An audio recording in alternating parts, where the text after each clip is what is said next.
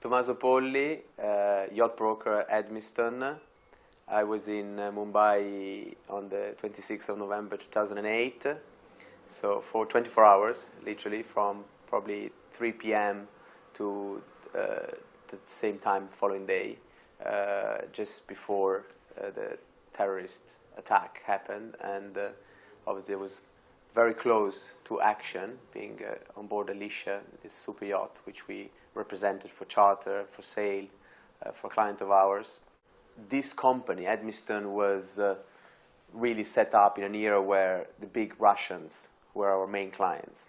And just about at that time of history, so 2005, Russians slowed down, or they started buying differently boats. So we looked at each other and said, we're going to tap into a new market. We need to find a new, a new wealthy playground where we can go and meet people and introduce them to what we do. Hence India. We met some Indian influential people that were keen to open our company to the Indian market. And what the next thing that we were told, it was very difficult to show Indians what we're doing without having an example of what we're doing. So it was pretty pointless to go and have meetings showing, our brochures and show boats if we didn't have one there.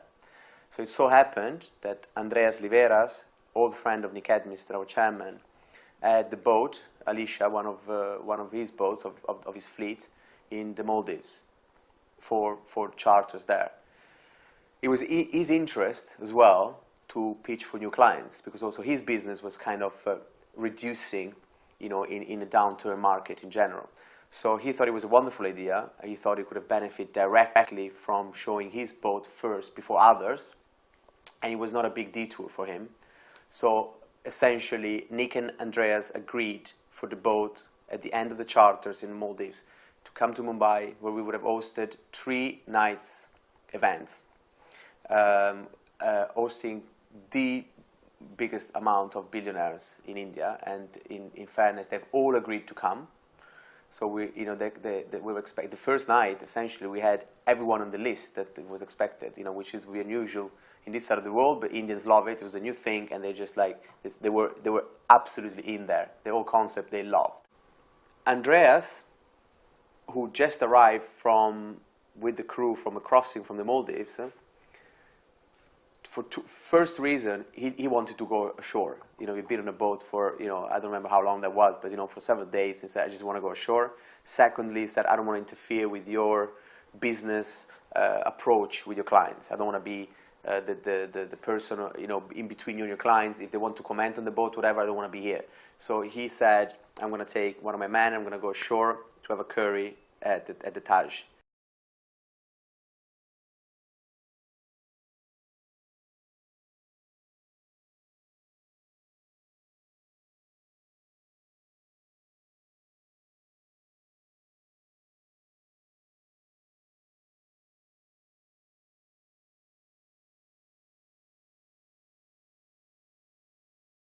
A late teenage, short, thin, he had a big sack, like a cricket sack, that one, and a gun, and he had a muffler wrapped around the gun.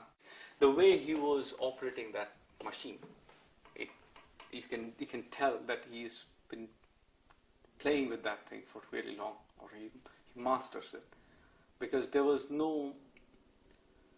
From his actions, there was no sign of hesitance or, nothing. He knew what he was doing. He was very comfortable operating it. He was like this, firing towards the lobby, and I was this side.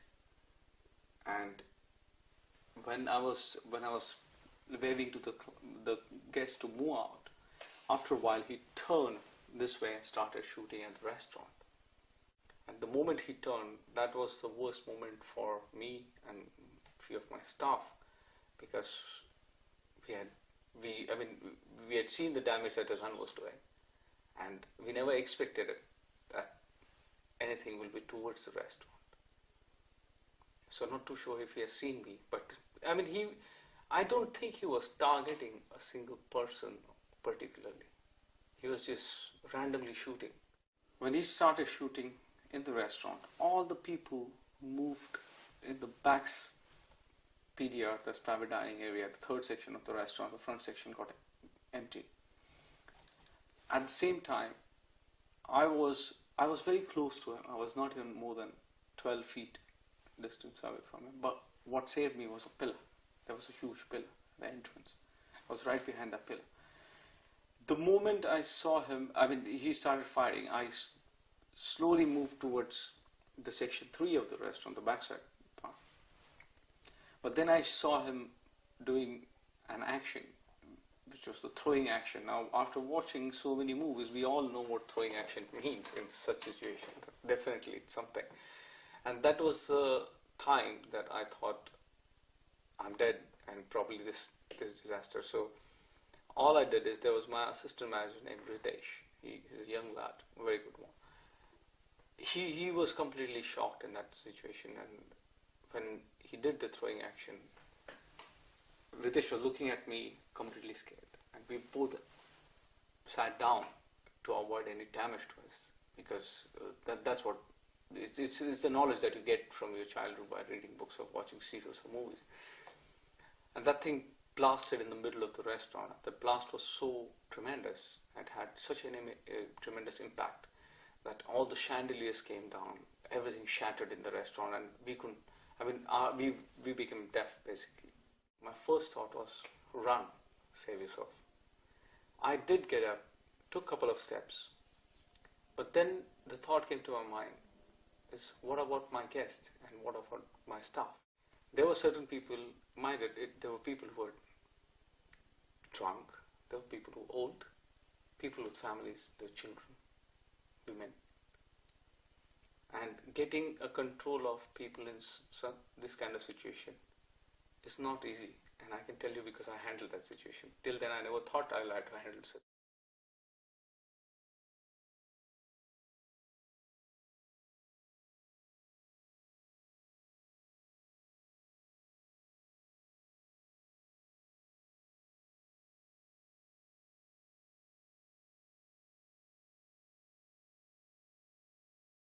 And there was just this moment where you kind of hear the first gunshot, you're going to hear the second one, and you're going to hear the third one. You're like, oh shit, they're going to get to our room any second now. And that was like, fuck, we need to do something. And I remember getting basically a cutlery set, like knife and fork, standing behind. The way the hotel room works is that you open up the door to the room, walk in, and then straight away to the left is the bathroom. So we were in there. We drew the curtain to the bath, as if you open the door, you see the curtain. So it was as if we were hiding in there. And we were standing behind the door. Kelly was sort of crouched down. I had a fork or a knife in my hand. And the plan was they were going to come in, open the door, walk in, and I was going to stab them in the neck. That was the only plan, like that, because they were getting closer. They were going to come in and they were going to execute us. I spoke to my dad again, because I'd had some contact with him using mobile phones, and he basically said, look, the building's on fire, you need to get out. We cut down curtains, anything that we could sort of get our hands on, and at some point we kind of had enough sort of rope to do a little tug of war in our room, sort of test the sort of strength. And then, I guess it had been 5 hours, but smoke started coming in under the door. And it was like, right, well, okay, we know we pretty much can't get out that way. The moment the smoke came in, it was like, we need to get air in here. There's no ventilation system. So, there's like a triple bay windows, kind of thing you get in a sort of an old kind of Victorian house. And there was a little writing table, marble top writing table, kind of wrought iron legs, right in this little kind of bay. And I was like, well, I'm going to use this to break the window. And I picked it up, and I threw it against the window, and it just bounced off. I was like, what? What? This is... I guess I barely lift this. I was like, okay. And bear in mind, we were still wary of the fact that we kind of try not to give our position away, even though we'd already felt as if we had. So explosions are going on. I remember picking up this thing again. I was like, right. And I was listening out for explosions and stuff. I was like, okay, now I really fucking launched this table as best I could.